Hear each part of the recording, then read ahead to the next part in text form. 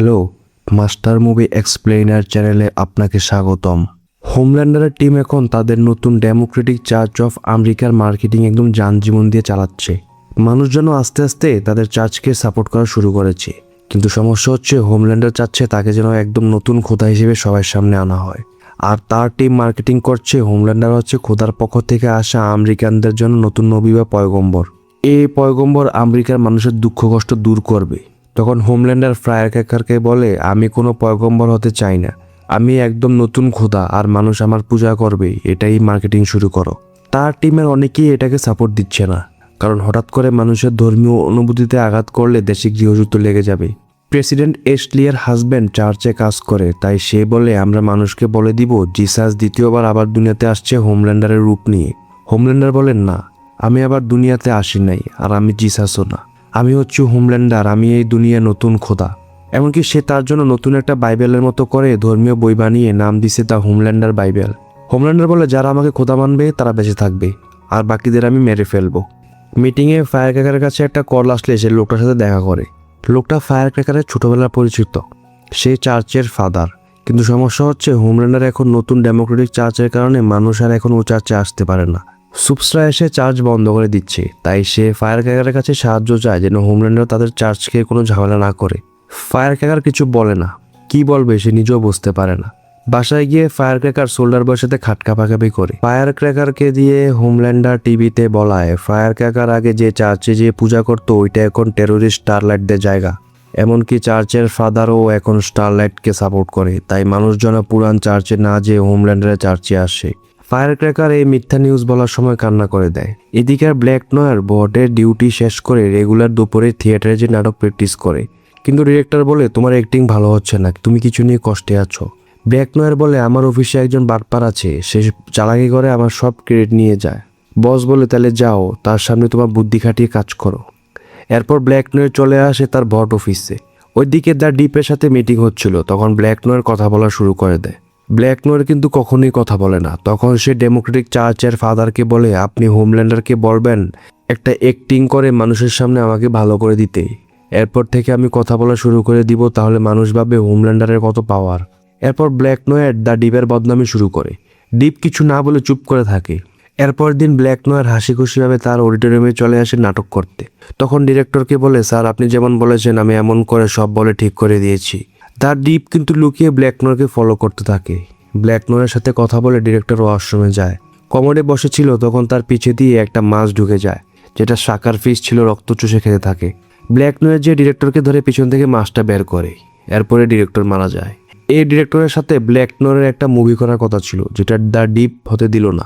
Black নয়ার যায় the ডিপকে হুমকি ধমকি দিলে ডিপ বলে, আমি কিন্তু হোমল্যান্ডারকে বলে দিব তুমি লুকিয়ে লুকিয়ে মুভি শুটিং করো, আর যেটা একদমই নিষেধ।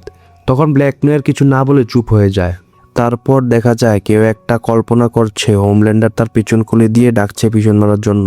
তখন দেখা যায় এটা বিলির কুত্তা টেরর এই স্বপ্ন দেখছে যে সে হোমল্যান্ডারের পিছন মারে। বাবা যায় মালিকের সাথে থেকে কুত্তা এখন হোমল্যান্ডারকে দেখতে পারে না। এমনকি টেররের একটা খেলনা আছে হোমল্যান্ডারের মতো দেখতে। টেরর এটার উপরে উঠে ওই পুতুলটাকে একদম খেয়ে দেয়। হোমল্যান্ডারের খেয়ে দেওয়ার সময় স্টারলাইট আর কিমিকো এসে টেররের এই কাজ দেখে বলে, ছি এটাকে কি করছো তোমরা, চলো ধুয়ে নতুন করে এনে দিই। তার খেলনা নিয়ে গেলে টেরর রুম থেকে বের হয়ে হাঁটতে থাকে। বিলি অমর হতে চায় না, সে হোমল্যান্ডারকে মারতে পারলেই মরে যাবে। বিলি এরপর টেররকে তার হোমল্যান্ডারের খেলনার পুতুলটা এনে দেয়। এটা পাইয়া টেরর একদম গপাগপ শুরু করে দেয়। এই সিন দেখে তো অডিয়েন্স হাসতে হাসতে একদম শেষ। এদিকে প্রেসিডেন্ট অ্যাশলে সিস্টার সেজের সাথে কথা বলে জানায় হোমল্যান্ডার গড হবে। এটা জানার পর থেকে ইন্টারন্যাশনাল মার্কেটে বোর্ড কোম্পানির শেয়ার প্রাইস অনেক কমে যাচ্ছে। সেজ বলে আমাদের কি করার বলো, হোমল্যান্ডার যেমন চাচ্ছে ওইরকম তো করতে হবে। সেজের মাথায় কিছু একটা প্ল্যান আছে, তাই সে অ্যাশলির মাথার পিছনে থাকা ছোট অ্যাশলির সাথে কথা বলে। ছোট অ্যাশলি মানুষের ব্রেন পড়তে পারে।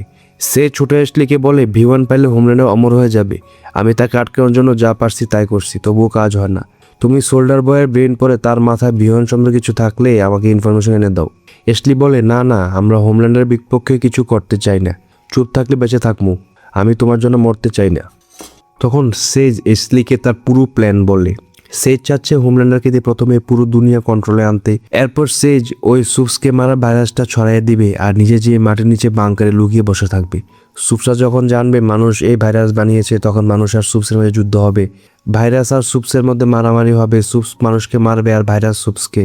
এইসব যখন শেষ হয়ে যাবে তখন দুনিয়াতে আর কেউ থাকবে না, তখন আমি শান্তিমতো বসে সারাদিন বই পড়বো। এশলি যদি সেজের এই প্ল্যানে হেল্প করে তাহলে এশলিকেও তার সাথে রাখবে। এদিকে হোমল্যান্ডার আর সোল্ডার বয় এডগারের সাথে দেখা করতে আসে ভিওয়ান কোথায় আছে জানার জন্য। এডগার সহজে কিছু বলে না, তাই সোল্ডার বয় বলে এরিজোনাতে তোমার মেয়ের জামাই সামির আর নাতনি জুই লুকিয়ে আছে। তুমি যদি ভিওয়ান সম্পর্কে কিছু না বলো আমি তাহলে তাদের মেরে ফেলবো। এডগার তখন ভয়ে বলে দেয় আমি ভিওয়ান সম্পর্কে জানি না, কিন্তু তোমরা লস অ্যাঞ্জেলস শহরে যেয়ে ম্যারাথনের সাথে দেখা করতে পারো, তার কাছে ভিওয়ানের ইনফরমেশন পাবে। এরপর সোল্ডার বয় আর হোমল্যান্ডার মিস্টার ম্যারাথনের সাথে দেখা করে। এই লোকটাও আগে টিম 7-এর মেম্বার ছিল, কিন্তু পরে হোমল্যান্ডার আইসা ম্যারাথনকে সরিয়ে এই ট্রেনকে জায়গা দিয়েছে। হোমল্যান্ডার জিজ্ঞাসা করে তোমার কাছে ভিওয়ান আছে কিনা, তখন ম্যারাথন বলে আমার কাছে নেই, কিন্তু বমসেটের কাছে আছে। সে একদিন নেশা করে আমাকে সব বলে দিয়েছিল। তখন হোমল্যান্ডার বলে বমসেটকে এদিকে ডাকো। তখন সোল্ডার বয় আর হোমল্যান্ডার বসে বমসেট অপেক্ষা করে। এই বাসায় ম্যারাথনের ফ্রেন্ডরাও আছে, বাকিরাও সুপস ছিল, তাই হোমল্যান্ডারকে কেউ দেখতে পারে না। তাই হোমল্যান্ডারকে নিয়ে হাসাহাসিও আজে বাজে কথা বলে। হোমল্যান্ডার এসব দূর থেকে শুনতে পেয়ে বলে তোমরা যা বলছো বলো, আমি সব শুনছি। তোমাদের এই কাজের জন্য তোমাদেরকে আমি পরে শাস্তি দিব। এই কথা শুনে একটা সুপস দৌড়ে আসে হোমল্যান্ডারের সামনে, গিয়ে তার মুখ থেকে একটা ধোঁয়া বের করে, যেটার কারণে হোমল্যান্ডার বেহুশ হয়ে যায়। তখন বাকি সবাই সোল্ডার বয়কে বলে তুমি তোমার পাওয়ার দিয়ে হোমল্যান্ডারকে মেরে ফেলো, সে অনেক খারাপ, আমাদের সবার লাইফ নষ্ট করে ফেলেছে, এমনকি চার্চেও মানুষদের যাইতে দেয় না। তুমি মেরে 7 টিম তোমার আন্ডারে নিয়ে নাও। সোল্ডার বয় বলে এমনিও 7 টিম কিছুদিন পরে আমারই হবে, কিন্তু আমার ছেলেকে মারার কথা বলে তোমরা ভুল করেছো, আমি ছাড়া ওর গায়ে আর কেউ হাত দিতে পারবে না। এটা বলে সোল্ডার বয় একটা সুপসের ঘাট ধরে গলা ভেঙে মেরে ফেলে। তখন ম্যারাথন সোল্ডার বয়কে মারতে চাইলে সোল্ডার বয় দৌড়ানো শুরু করে আর চালাকি করে ম্যারাথনের সামনে তার ফ্রেন্ডদেরকে এনে দেয়। ম্যারাথন কন্ট্রোল করতে না পেরে এমনভাবে একে একে তার ফ্রেন্ডদেরকেও মেরে ফেলে। এরপর সোল্ডার বয় একটা রুমের ফ্লোরে তেল ফেলে রেখে দাঁড়িয়ে অপেক্ষা করে। তখন ম্যারাথন স্পিডে দৌড়ে এসে তেলে পিছলে খেয়ে পড়ে। তখন সোল্ডার বয় তার একটা পা ভেঙে ফেলে আর জিজ্ঞাসা করে বলে ভিওয়ান সত্যি বমসেটের কাছে আছে কিনা। ম্যারাথন কিছু বলতে চায় না, তখন সোল্ডার বয় তার আরেকটা পা ভেঙে ফেলে। ম্যারাথন চিল্লান দিয়ে বলে হ্যাঁ হ্যাঁ ভিওয়ান বমসেটের কাছে আছে, কিন্তু গত 5 বছর তার সাথে আমার দেখা হয় না। তখন হোমল্যান্ডার এসে হঠাৎ করে ম্যারাথনের মুখে পাড়া দিয়ে তার মাথা ভেঙে একদম গুঁড়া করে ফেলে। তখন সোল্ডার বয় হোমল্যান্ডারকে বলে আমার কাছে মনে হয় সত্যি বমসেটের কাছে ভিওয়ান আছে, আমাদের তার কাছে যাওয়া উচিত। আর শোনো, আমি ফায়ারক্র্যাকারের সাথে খাটে খেলাধুলা করি, কিন্তু তোমার কথা চিন্তা করে তাকে আমি ছেড়ে দিছি, কিন্তু ফায়ারক্র্যাকার খাটে তোমার নামে চুকুলখুরি করে, তোমার নামে উল্টাপাল্টা কথা বলে। এরপর দেখা যায় ফায়ারক্র্যাকারকে হোমল্যান্ডার তার রুমে ডাকে। ফায়ারক্র্যাকার আইসা হোমল্যান্ডারের সাথে হাসি দিয়ে কথা বলার চেষ্টা করে, কিন্তু হোমল্যান্ডার ডাইরেক্ট বলে তুমি আমার বাবার সাথে খাটে যাও তাই না।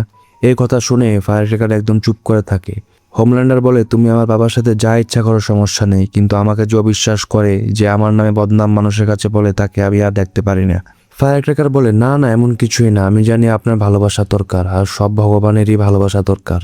এই কথা শুনে হোমল্যান্ডার কিছুক্ষণ চুপ করে থাকে আর ঠাস করে ফায়ারক্র্যাকারের মাথায় একটা স্টিলে ঢুকিয়ে তাকে এদিকেই মেরে ফেলে এবং এপিসোডটা এদিকেই শেষ হয়।